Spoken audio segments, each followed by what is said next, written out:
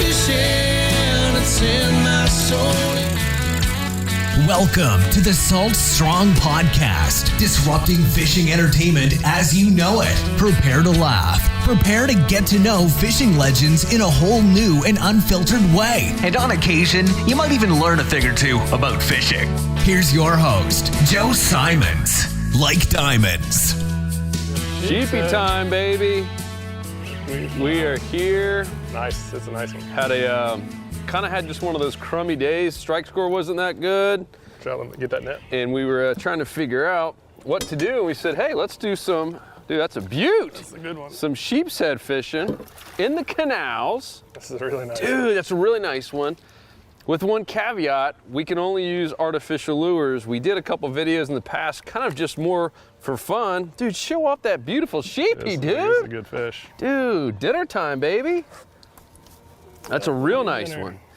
And we use these crabs, and we got a ton of feedback. That one video you did, how many views does it have? Yeah, it has 300,000 views. Crazy. It's nuts. And the cameraman, Cody, can zoom in here. I'll get it. You can stay. Oh. That little guy right there, this is the chase bait one, I believe, right, Luke? Yeah, I've been testing out a variety of them. We'll talk about them in this podcast, about the pros and cons, and I'll do some detailed videos on, dude, that's a nice on sheepy. how to use them. But so far, they've all worked. But some are better than others. So this chase baits, right now we're fishing these pilings. Whoa. Good thing we're keeping that one. Yeah, Beauty of this live podcast, guys, is you get to see it all. As the last time when I dropped the trout, not once, but twice. Super embarrassing, and also a great learning lesson on how to handle fish the right way. So I made a crab right in massive its mouth. Pretty cool. Oh man, that's It's a solid beaut. fish. That is a beaut. Of course, you're getting fish guts all over the camera bag, but you can't really hold that against you. It's interesting you caught that one way back there, like underneath that dock, huh? Yeah, I mean they're just hugging the pilings, so they could be. Sometimes they're on the outside, sometimes they're on the inside. You just never know. That's a nice one, brother. Yeah, the good thing about these crab lures is that so far I've still never caught a sheepshead that's not legal. So they've all been easily legal. This one. And you see what I did there, Cody? So that was just an underhand, just basically a pitch, and I'm trying to get as close to the piling as I can and letting it slowly sink. There are different types of crabs. This is an unweighted one, and you're letting it hit the bottom and then just slowly going up. And usually you will feel that tug. Sometimes you get there's a little snapper and other things down there. Let me get this rod out of the way. But you'll know when you get a big sheepy to hit. It's a pop. Toughest part. Oh, that's gonna sound really good on the podcast. And I'm being sarcastic. So Luke's putting that bad boy on ice. And man, that'll be dinner. If you guys saw the sheepshead video we did tonight on how to clean and cook sheepies. Put Joe's fruit right on top of it. Unbelievable. Sheepshead have pretty human teeth. I wouldn't be surprised if that fruit is all gone. So watch out, Cody. See, I got right next to the piling. Cody, I'm gonna get in there. And I'm just gonna let it. Whoa. I'm gonna let it sink. Trying to do too many things at once.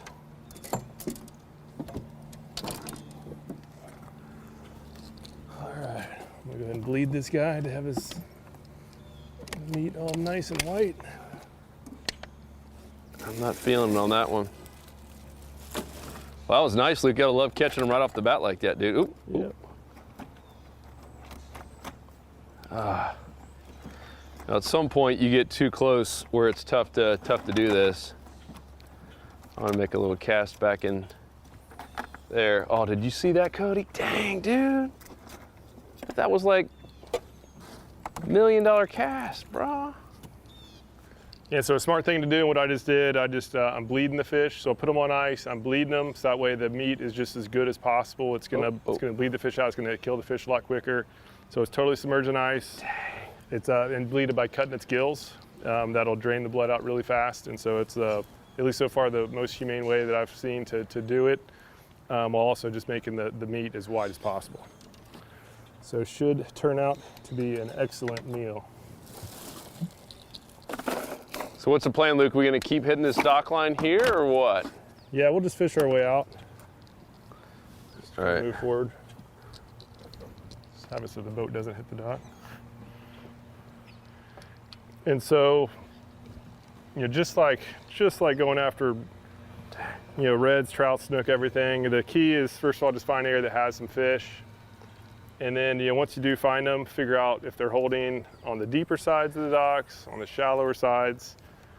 That one was kind of midway through. It wasn't one of the pilings right next to the seawall, but it also wasn't one that was sticking way out on the outside. So that was just fish number one. And so I'll still kind of try some of the out ones, some of the inner ones, and then all in between. And then if we get some more action on one versus the other, we'll just start putting more focus. Hey, Cody, show those pilings there. You can see just how nasty they are, meaning in a good way, filled with all kinds of life. That's what you want to see. Unfortunately, the brand new pilings are not as good. And you can see the current's going out a little bit, so I'm casting a little bit to the left and letting it slowly go and then hitting the bottom and raising the rod tip up. Waiting for the... And I'll show you how to do it. So Cody, if you get on that piling right there, on that double piling. So the key with these crabs, this is the chase bait crab, the best action is on the drop. That's when most of the action happens. So what I do is I cast, and then I cast past the piling. I get it, oh, Joe's on. I get it right next to the piling, and then I let it just drop. And the action is typically on the drop. Get the net, get the net, get the net, baby. That's what I'm talking about. Drag screaming. Oh, it's a little guy. That's the smallest one yet. The smallest. It's still surely legal. Nice work. So much fun. We got a couple pilings that are here ahead of us. Man, what a blast to catch these guys. So let's see. You got measuring tape? Right. Oh, there it is. Yeah. Right where it always is. Chase Baits crabs working again. God, this guy inhaled it. He's even got his teeth around the net. What I don't want to do on live camera is try to get bitten by one of these guys. You guys haven't seen the sheepshead teeth. My kids love it. Sometimes we'll sit there and just look at sheepshead teeth online, Google images. That's what we do when we're bored. Yeah, so that was, Check him out, brother. See that crab all stuffed in his mouth? So how big they got to be now, Lukey? They have to be 12 now. Yes, this is 13, no, this is 14, so. Sweet. At least I think it's 12. I'll have to go look. It's either 12 or 14. Wow, we might want to know. That's been the closest we've even had to measure. Let me just. To the tip too, so yeah, that'll be over 14 if you actually pinched his tail. Good catch. All right, we'll take them. We'll take them. Hold on, little buddy, let me get the pliers out. I am not sticking my fingers down your mouth. Yeah, and so that's two sheepshead that have been not on the outside ones, not on the inside poles, but about like 5-6 feet off the seawall. So that's at least what I think is a pretty clear trend. So that's what we'll put some more time into. I'm gonna get a quick pick of this. Always got to be thinking about our Instagram. Things sucked it down. Pics, especially now that we know we're keeping this. And yeah, I'll do another tutorial here. So Joe, that last one got interrupted by the crab, so I'll do it right here on this piling. So just get a cast right next to it, as close as you can, and then just let it drop all the way down. And so what I do is I watch my line. So I watch it, it's obviously a lot easier on this calm day. I watch my line as it's dropping, and I look for a tap or like a change of the line going out when it's dropping the bottom. And then I wait until I see the line stop. That means that it has actually hit the bottom. And I let it sit for about 2 to 3 seconds. And then I just move it about 6 inches real slow. And then I stop it again. Let it wait, few seconds, move another 6 inches, pause, and then I reel up and do another cast. Almost all of the hits, whoa, a sheepshead just followed it up, a little guy. A sheepshead, you can see the swirl right there. That's pretty funny. But so far, other than that instance right there, basically that little guy was about to prove me wrong, but pretty much all of my hits have been within a foot of the piling. So now I cast it on the backside. You might not have been able to see that drop, but I cast on the backside of the piling, and I'm just letting it drop. I'm literally just feeding it line. It's about 10 feet deep right here. Feeding it line, I'm watching my line. Sometimes you'll see the hit on the drop, which I might have just had something just messed with it. It might have been that little guy. And then I just slowly feel, and what you'll feel, you'll have two things that'll hit. There's a lot of like little small snapper and stuff that'll go up there and pop at it, and you'll feel like little taps. Those are snapper, those are junk fish, or maybe even pinfish. Don't worry about those. Don't set the hook on those. What you want to look for is an actual steady pull. It almost feels like you have the bottom, but then you'll feel like just like a bump, and that's going to be the sheep's head. That's when you set the hook. That's when you give it a really good hook set. So just be, I take people out here and they're just setting the hook left and right and hardly catching anything, and what they're doing is they're setting the hook when they're feeling those little tiny snapper and stuff mess with it, which is very common. But in many cases, those pinfish and stuff will be tapping on it, and then a sheep's head will come up and actually take it down. And if you're setting the hook on the little taps, you're going to miss a lot of opportunities for the actual sheephead. Dang, this guy, inhaled this crab. It is back there. I think we're keeping that guy. Definitely keeping him now. Got to. My goodness. Yeah, and so, and every once in a while, like sometimes it is smart to fish the sheepshead do go along the walls a lot. So, I have caught a decent amount of them just fishing right up against the wall, but it's tougher. There's a lot more snags along the walls. And the other lure is a little bit better for the walls. The other crab lure I've been using is a Savage Gear crab. It drops faster, so it's better at kind of fishing the bottom, dragging along the bottom. And finally got that sucker out. So I had to literally undo this. So, thank goodness it went back in. These are not cheap baits, is the only bad news. I basically had to take the jig head off the crab. Whew, that was a legit surgery there. Yeah, these lures are like, I don't know what, Luke, $6 or $7 a piece? Yeah, it's like $10 for two, and actually it's like 11 retail. But our fishing club, we now have over 12,000 members in the fishing club, so we're getting some really good discounts on a lot of different brands. One of which is Chase Baits, and yeah, so our members do get 20% off of these crabs and a variety of other crabs. All these, basically, most lures that we're out here testing will be part of the discount program. So that's something that has been growing steadily recently, and it has really been growing the past couple weeks. Jeez, put me back in, Coach. Yeah, seriously, you've been out. Ready to play. Thought I was gonna have to just cut the line and get a new crab. Let's see if he still swims well. Yeah, and I'll be doing a detailed review of this crab. And so, the pro is that it definitely catches sheepshead.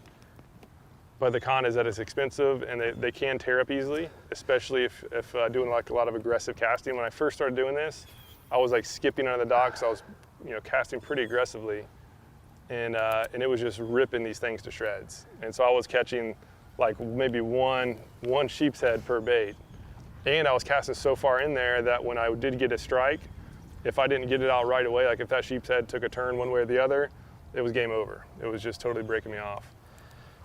So now I basically just focus on the outside pilings without trying to get too fancy, and now my actual sheepshead per crab lure ratio has skyrocketed.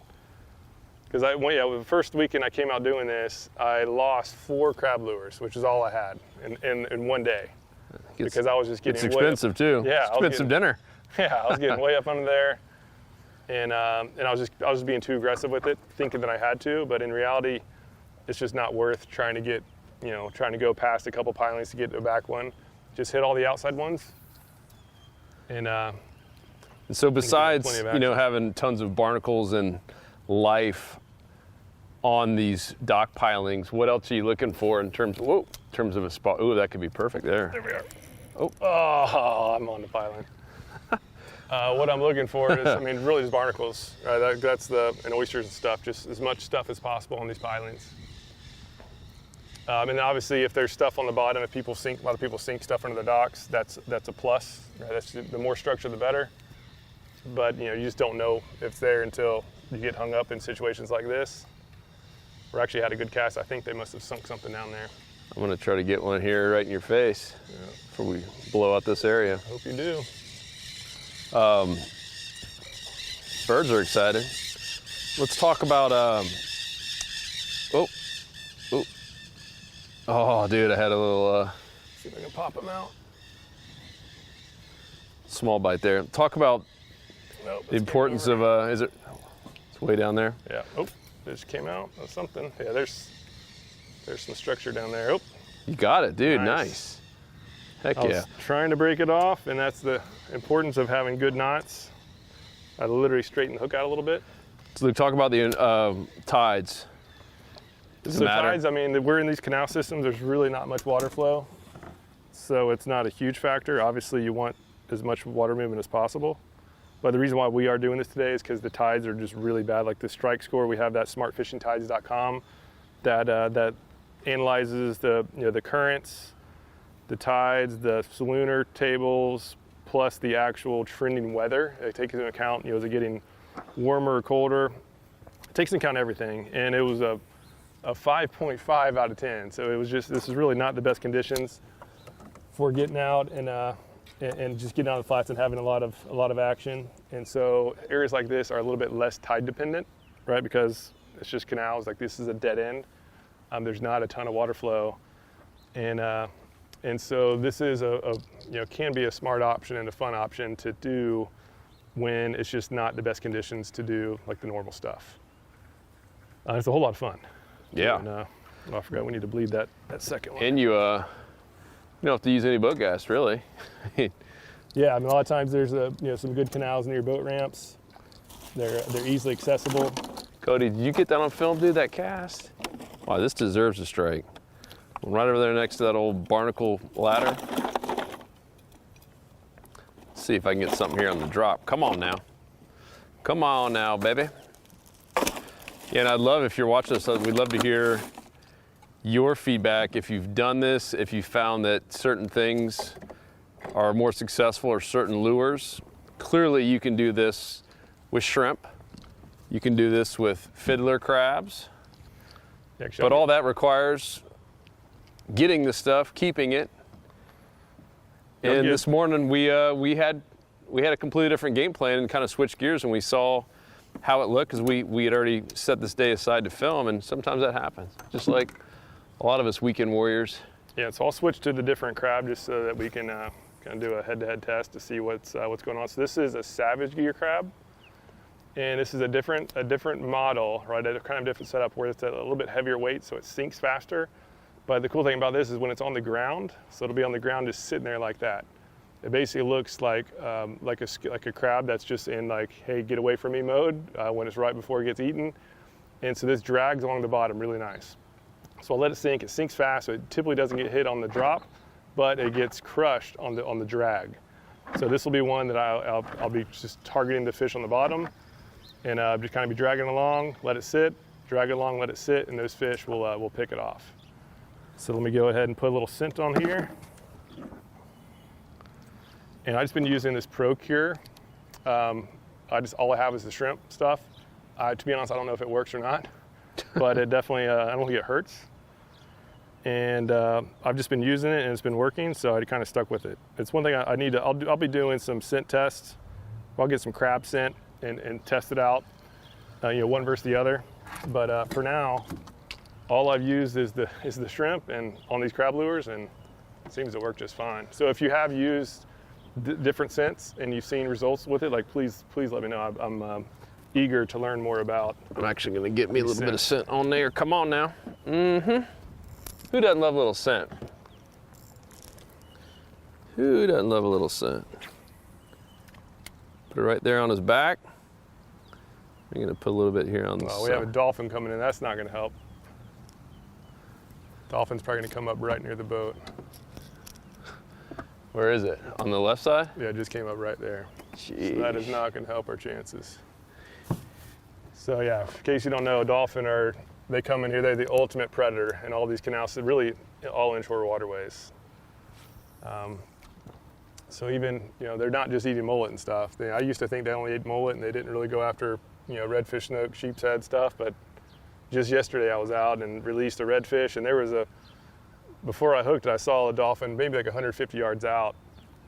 And I guess it heard the commotion or whatever and sensed it or whatever. And so I released the redfish, and I didn't realize how close the dolphin was. Oh, there, it's right behind us. And that thing just out of nowhere came and just hammered that redfish. And it was 100% the redfish. The redfish jumped out of the water trying to get away, and it was game over. And I hate to see that happen. So I try to be mindful of when you are fishing around dolphin, just keep an eye on them and try to make sure they don't get your fish, because when they do it once, they'll just do it over and over again and follow the boats around. So moms and kids dolphin aren't that cute and cuddly. Yeah, they're the ultimate predator. They're killers. Cold-blooded fish killers. All right, let's see if I can't pluck one off this piling here. So much fun though, man. We're like, I don't know, 18 minutes in. Already caught 2. Yeah, we already have some Normally, most people are just getting their spot right now. Yeah, granted, we did fish a couple docks before, getting audio and stuff worked out. What, two docks? Yeah, it was quick. Oh, I just had something hit mine. Oh my goodness! Did you see that cast? Oh, it was a junk fish. So you're using the weighted one now, though? Yeah, so I'm using the weighted one, but I'm still, I'm watching the line as it sinks, and then I saw a tap, like I saw the line make a quick little jerk. Clearly, it wasn't me, and it wasn't, hitting the bottom. When it hits the bottom, it just stops. I think it's dolphins following us. You must have seen the salt strong flag in the back. Those guys gotta have some fish. Or it might have been the same one from yesterday. I was a couple miles away yesterday. Hey, those things are pretty smart, dude. Yeah, I guess they are. They're pretty smart. You ever see Flipper? Remember that? Good show. Great show. My favorites back in the day. Can't believe they ended it. I guess Timmy got a little too big. Was that Lassie, Timmy? What was the? I think Timmy was Lassie. What was the kid's name in Flipper? I can't remember. Leave a comment down below if you remember. know, Cody? Cody, you're too young. Have you heard of Flipper before? Oh, No? man. It's one of the best shows All right, ever. we'll get back to the house. We're gonna pull up some old episodes of Flipper, and that's gonna be your assignment for the day. Oh, it's a classic show. Heck yeah. Flipper, Flipper, Flipper. It's driving me crazy. Faster than lightning. It really is driving me crazy. I can't leave. No one can see. No one smarter than he. So as far as And all right, Joe, Flipper, forget it. Flipper lives in a world full of Yep. wonder. Down under the Jeez. sea. See? All right, so as far as the Still got it. ultimate type of dock to look for is this one right up ahead. And for those who are listening, not watching, it's basically it's a dock. It doesn't get used much, although the top looks like the top they recently redid, but Yeah.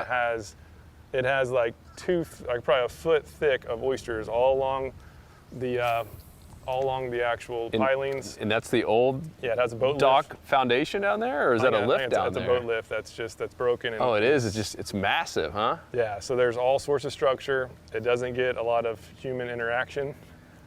And I'm gonna go right there. oh, I just had a hit. But the con though is that it has A lot of It has obstacles. a lot of obstacles. I've broken multiple. I fished here before. I've broken multiple off. So again, the pros and the cons, right? Man, look A at lot all of- that life. All right, so can you see that, Cody? Can you see in the water? I want to make sure I don't snag something right there. Can't tell. Is there anything that? Yeah, there's all sorts of stuff down there, so be careful. So it's a good type of dock to catch some fish off of, but it's also good type of dock to claim some pride And chase baits. and crab lures. Dang, nothing. I thought it was going to be money. Yeah, again, you never know. That's why it's never know till you go and make a cast to it. I'm going to go hit that one. And now we have this crosswind. Oh, Cody, please tell me you got that on film. That's a good cast. My goodness. I don't know what's gotten into me. I'm casting really, really well today. This is not typical of me, guys. I haven't snagged one dock. Man, I gotta say it was a good day. So Might be all that gym work I've been doing. You think that's it? I've been taking Tony's been teaching me how to lift weights. And so for those watching, what I did is I made a cast and I quickly reeled it in. it was just a bad cast. I was like 2 feet away, 1.5 feet away. That's just too far. And so instead of just letting it drop and wasting time, I just literally just reeled it up and got a better cast. Let's talk about that. Positioning. How close is too close? Ooh.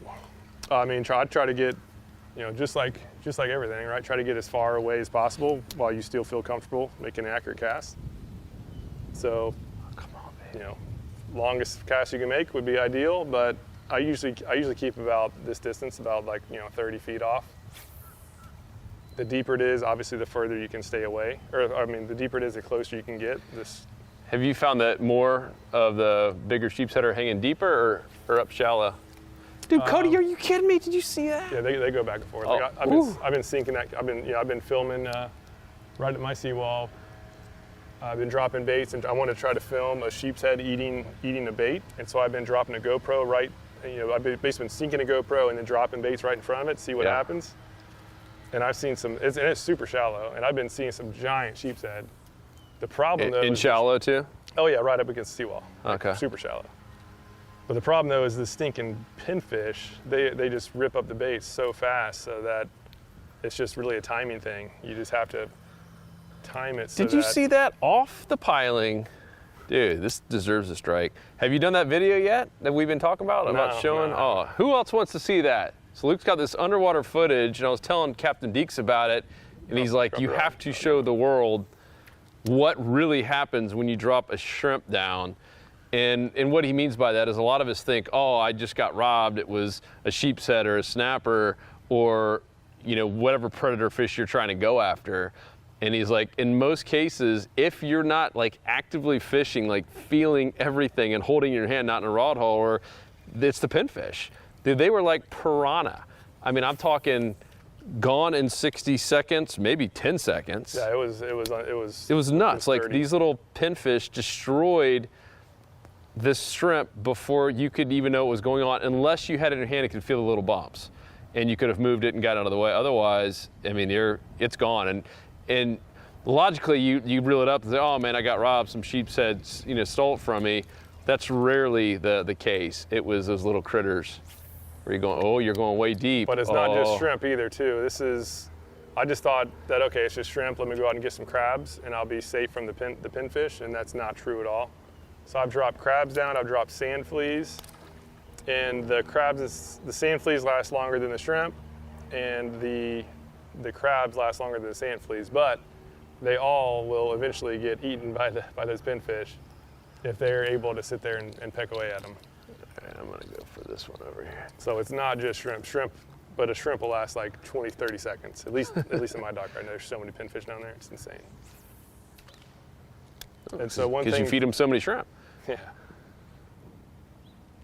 Yeah, one thing to look out for is ropes hanging down from these docks, because a lot of people do sink crab traps under their docks, and they typically just tie it off with a rope. And so you just want to make sure you never drop a bait on a crab trap. It's guaranteed gonna get snagged, and it's impossible to get out. And look for people's green lights. Yeah, make sure you're not messing with lights. And just as far as dock etiquette too, I think it's something that we should cover is treat every dock, and especially the boats, as if it's your own. Yep. Right? Never, although these lures are pretty light, and would you bang it up against the side of your boat? Which all of us, I'm sure, was no. So if that's the case, make sure to never hit anybody's boats. Even these little crab lures can probably do some damage and chip away at the clear coat. Well, it's just not right. Just like you would throw it at someone's car. Right, exactly. And so these boats cost more than cars. Before you do this, make sure that you practice your casts. And so, if you don't know a skip cast or at least a sidearm cast specifically, then don't do this. Just practice that, because as you see, when we're trying to poke up into a piling, it's pretty much always a side cast, and the lure will never go high enough to hit the dock or a boat especially. Or a human or a dog. Yeah. And so the only time I ever do an overhand cast is when I'm casting to the side, when I'm purposely trying to cast to the side of a dock. That's the only time I'll do overhand. Every other time, it's always sidearm. It's always about keeping the bait low. And so that just in case it is a little bit off, right? You're not gonna, if you go a little bit too far, it's not going to damage somebody's property. Oh, did you see that, Cody? Come on now, you gotta be kidding me. Oh, there we are. Got him. Attaboy, Lukey. I was just about to say. Oh man, it just got off. I was just about to say how Just got off. So that was interesting. It was that most of the strikes have been happening out, in the main canal towards the Gulf. But drop down real quick.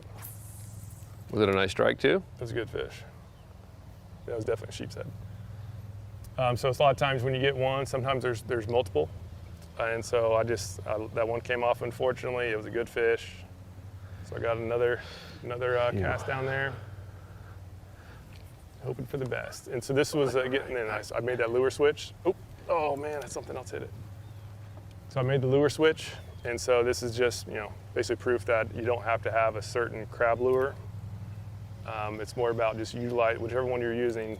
Just use it the right way. That one, it hit on the drag. Drop. Just as I mentioned, the drag. This is the other lure. Oh, got it. I thought you were saying the drop of.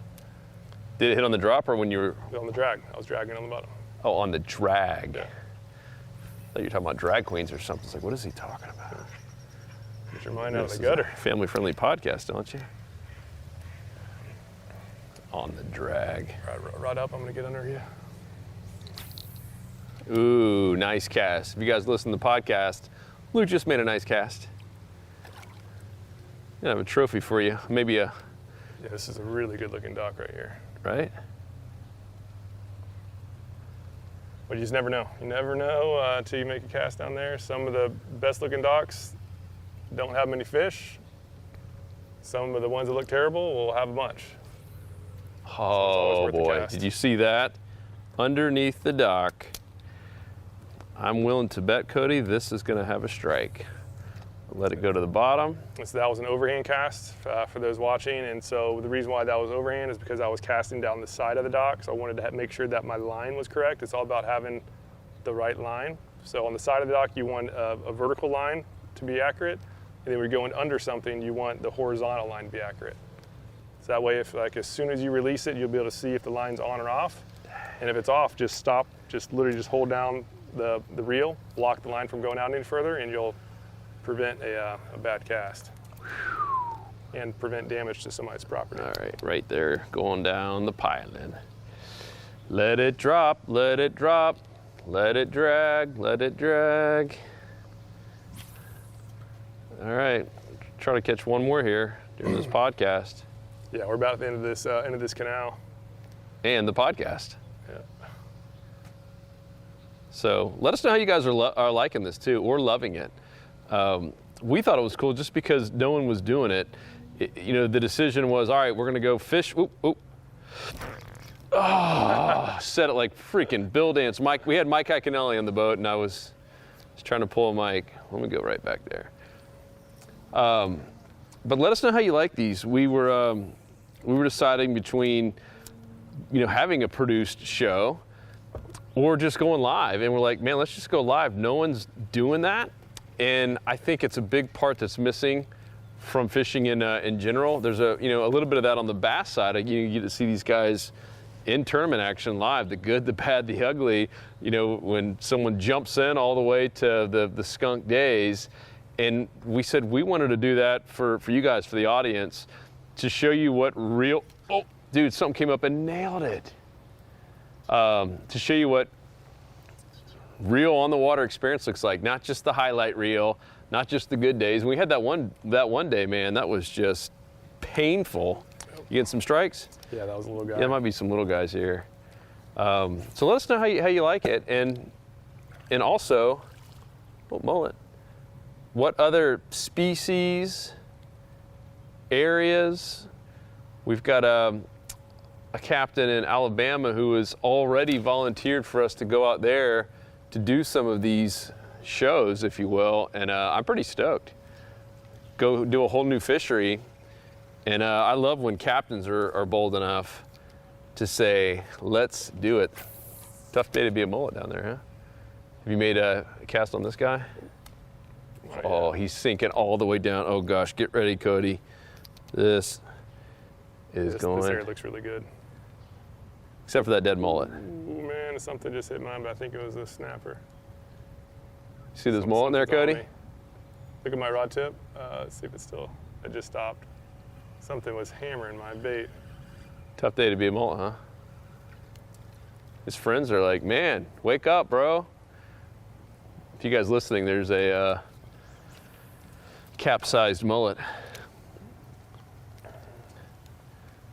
All right, end of the road. All right, I'm gonna go. And yeah, so I'll be Underhand. doing some detailed reviews on these crab baits just to show. Oh, look at those snook. Those are all snook right there. Dude. Yeah, that's like 10 snook. Cody, can you see those right there? Right by that piling, just to the right of the deep piling. So what should we do? Drag your bait on across them. Go Cast over? Yeah, cast over and drag across. And just swim it to them. All right, this is gonna be awesome if one hits. Ooh, one's coming after it. Cody, can you see this? Yeah, I still haven't caught a snook on them. I'm sure they eat them. Oh my gosh. I've caught snook on just normal crabs. I'm gonna let it sit. We got a little bit close to them. I didn't see them. I thought they were mullet at first, and I saw one was like 30 inches. Yeah, there's a big boy down there. Can you see him, Cody? Just nod your head if you can. Oh, dang. It would be epic if we can get him hitting this. I think obviously they know we're here now, but Yeah.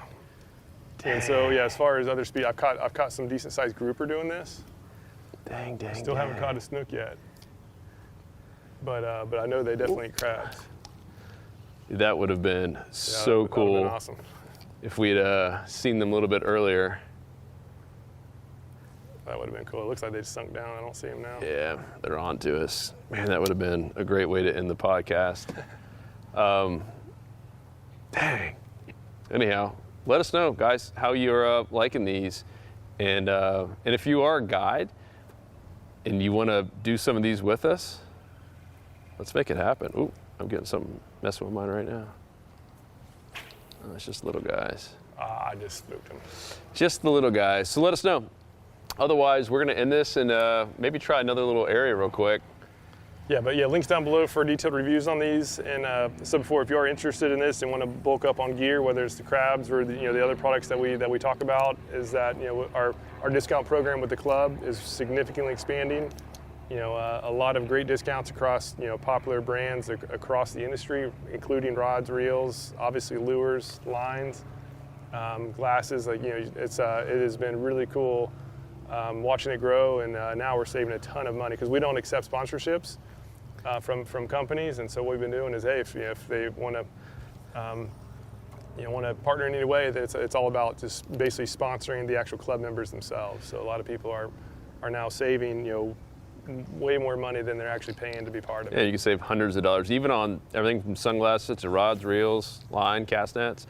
And if you like this stuff, this is the free stuff, guys. This is the stuff that we're doing just kind of on the side. The real magic happens in the Insider Club. We go out and do the same kind of stuff multiple times per week and show exactly where we were fishing, why we were fishing that area. So you get to see all of the spots. But more importantly, because it's not just about the spot, it's the type of spot is what we preach. And we show that. And every Friday now, 10 minutes or less, we get on there and show on a satellite map from Texas all the way up to Virginia exactly where you should be fishing. And if you don't have 10 minutes to do a little studying, then you should probably give up fishing and maybe go golfing or something. We're talking 10 minutes on a Friday. So you would have essentially a shortcut, a blueprint, a formula to know exactly where you should go fishing, what type of spot you should be looking for in terms of depth, certain types of structure, etc. And it's really meant for that inshore fishing. We have all kinds of anglers. There's over 12,500 as we're recording this now. But I'd say the people that we help the most are the inshore saltwater anglers going after snook, redfish, speckled trout, flounder, Sheepshead now. sheepies, Spanish max. And it's really so it's more about the species, not about the region. So we have, Florida's obviously our biggest, but it's only right now, only 56% of those 12,000 is in Florida. So we have Texas. We have a lot of members in Texas because it's really about, it's more about. I just had one too. It's more about understanding the actual how fish behave, And we have, again, members now posting. We there's some get fish probably down there. 40 to 50 posts a day on fishing reports from members across the Gulf and up all the way up the Atlantic, like all the way up, past Virginia. And so part of that Friday weekly game plan is, we go through and obviously read all those posts, and based on the latest and greatest trends that we've been seeing personally, as well as what the members, what these 12,000 members have been posting, we give you the cliff notes basically on hey, here's what's happening right now, and we look at the weather to let you know that, okay, here's what's happening right now, but a big front's going to come in, so you need to make this change, or hey, the weather's going to be the same, so just keep doing what has been working. So we can just go through all of that sort of details for you, so that knowing that most of us, we just can't fish every day like we want to, nor do we have a ton of time to read, to go through hundreds and hundreds of posts or videos, is that game plan is just the one thing that a lot of people use now, just to go out 10 minutes, they have the game plan to go out, fish, and have a great time. Attack Dog is telling us to end the podcast right now. And I'm getting some bites. Yeah, I know there's a lot down here. So, hey, join the Insider Club. You'll see exactly what happens next, because we're going to keep fishing and do some filming for our Insider members, show you exactly where we are and how to recreate this in your area. That's it. We're out. If you haven't already subscribed to the Salt Trunk Fishing Podcast, do it. Leave us a review. It means a lot. It's one other way besides joining our club where we can stay sponsor free and sponsor you instead, and show you exactly what really works, how to use it to maximize it, and ultimately how to go up there and catch fish every time you hit the water, like our goal is with this. And we're showing it to you live every time we go out. We ain't stopping the stop button, or at least Cody's not, until we've at least caught one fish or many, many more in 40 or so minutes or less. So guys, peace. We appreciate all the love, all the support. Thank you, all current Insider members. You guys rock. You're our family. We love you, and we can't wait to see more of you in there. We out. Peace. See ya. Sheepy time. 'Cause fishing, it's in my soul, it was pain.